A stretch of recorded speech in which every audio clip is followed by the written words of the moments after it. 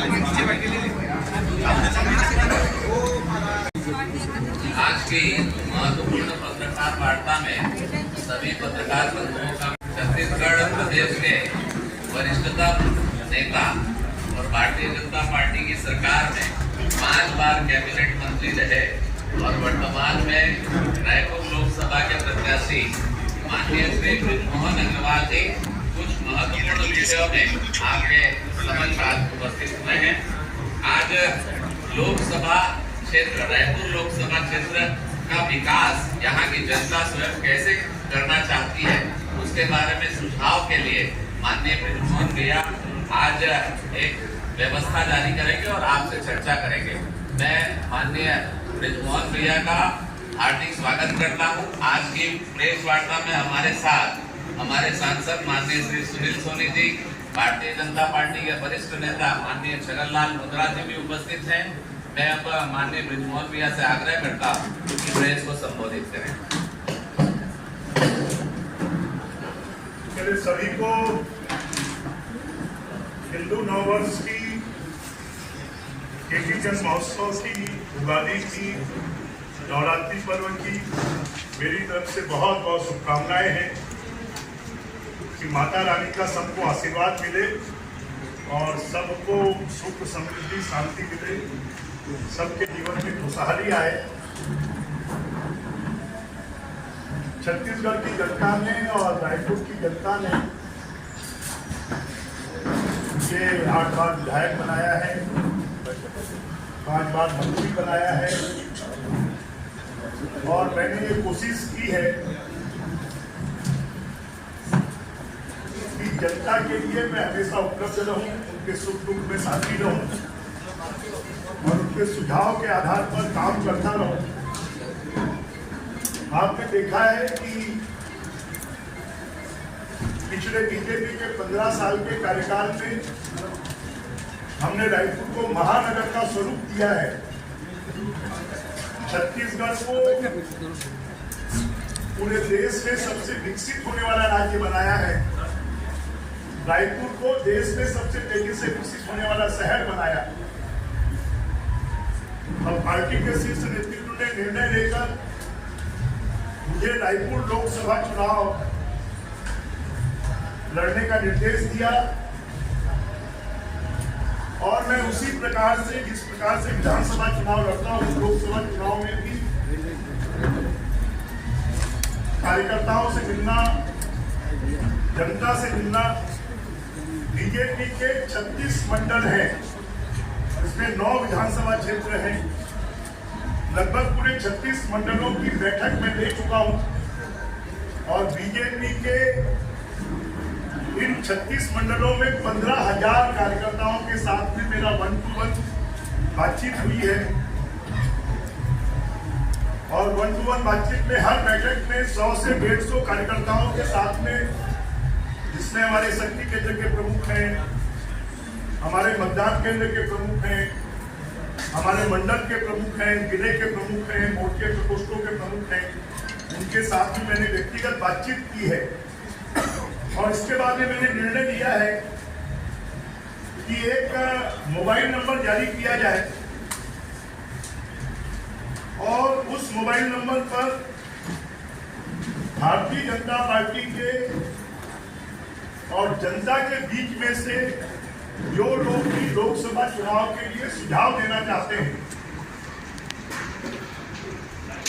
उनकी पूरी जानकारी हमें मिले और उसके आधार पर हम आने वाले भविष्य का निर्णय करें। ये मोबाइल नंबर है 9238727200 और उसके आधार पर हम जनता के साथ में और कार्यकर्ताओं के साथ में संवाद कर पाए और भविष्य की रणनीति बना पाए। ये नंबर है 9238727200। साथ में कल से ग्रामीण क्षेत्रों का, गांव का दौरा भी प्रारंभ कर रहे हैं और 15 तारीख को नामांकन रैली निकलेगी और नामांकन बनेंगे, जिसमें माननीय मुख्यमंत्री जी, प्रदेश अध्यक्ष जी उपस्थित रहेंगे। भारतीय जनता पार्टी के एकात्म परिषद से रैली निकलेगी और ये रैली निकलकर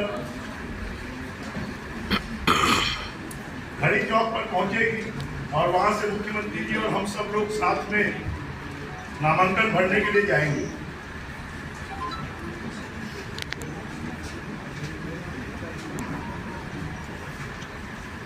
कुम्हारी में एक बहुत दुखद घटना घटित हुई है। उस घटना में उनके प्रति मैं शोक व्यक्त करता हूँ। उनके परिवारों को भगवान इस दुख को सहन करने की शक्ति दे और हम उन परिवारों के साथ हैं, सरकार उनके साथ में है।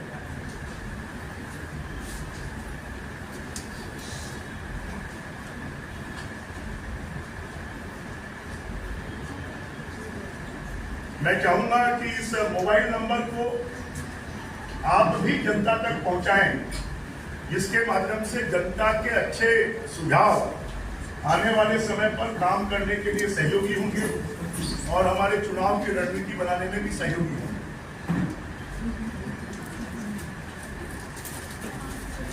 आपके कोई प्रश्न तो पूछ सकते हैं। उन्होंने कहा है कि हम आएंगे तो धारा 370 को समाप्त कर देंगे, फिर से लाएंगे। क्या देश की जनता इसको स्वीकार करेगी? एक देश में दो विधान, एक देश में दो निशान, एक देश में दो प्रधान। नहीं चलेगा, नहीं चलेगा। हमने जो नारा दिया था उसको मोदी जी ने पूरा किया है। क्या कांग्रेस फिर से इस देश में दो कानून बनाना चाहती है?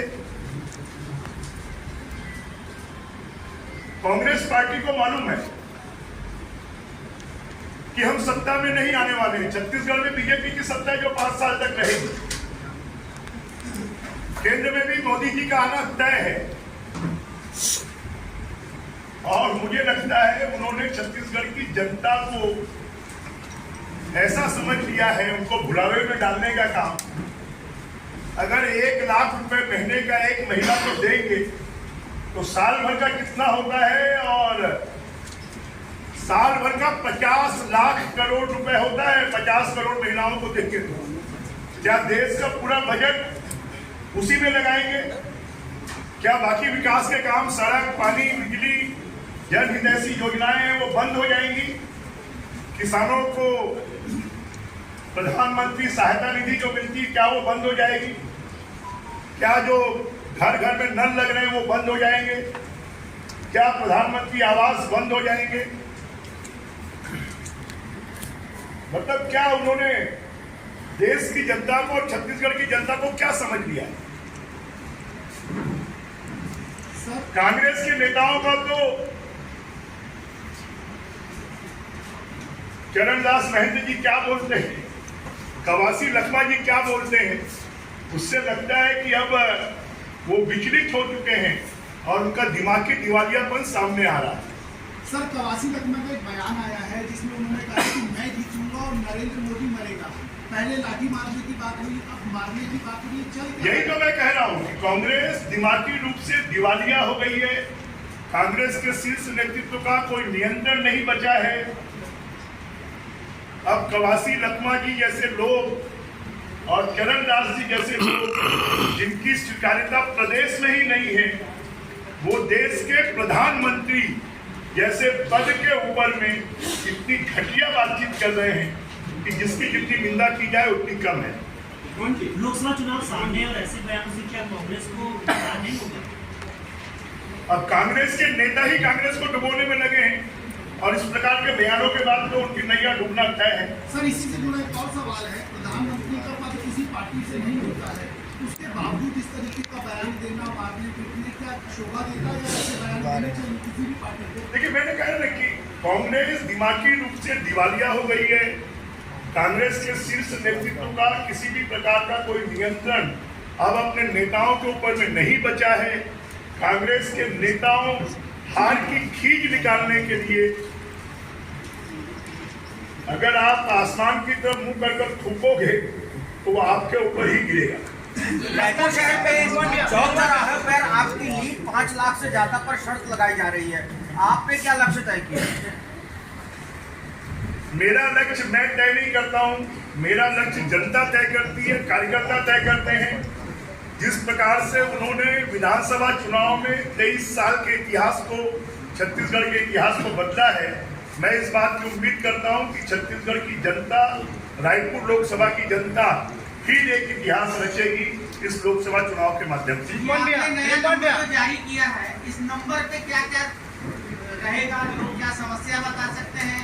लोग समस्या भी बता सकते हैं, लोग सुझाव भी दे सकते हैं, लोग अपनी भावना को भी व्यक्त कर सकते हैं और निश्चित रूप से लोगों की जो भावना इसके माध्यम से आएगी, हम उसको आचार संहिता के अंतर्गत लोगों की जिन समस्याओं का समाधान कर पाएंगे उनका समाधान करेंगे, उनके सुझावों के आधार पर हम अपनी आगे की रणनीति बनाएंगे।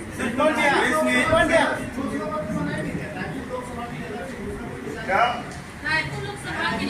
निश्चित रूप से आने वाले समय पर हम रायपुर लोकसभा के लिए हमने जो पिछले 10 सालों में काम किए हैं उन कामों को भी बताएंगे। 15 साल बीजेपी के शासन में जो काम किए उनको भी बताएंगे और आने वाले समय पर क्या क्या काम करेंगे उसको भी बताएंगे। कांग्रेस ने बयान जारी किया, उसने कहा कि 40 साल में रायपुर लोकसभा में डेवलपमेंट कुछ हुआ नहीं है, बीजेपी राज कर रही थी। विद्याचरण शुक्ल के बाद आप एक बड़े चेहरे और उम्मीद के तौर पर जनता के बीच में रायपुर लोकसभा क्या रिएक्ट करेंगे इस सारे? अब जिनकी आंख है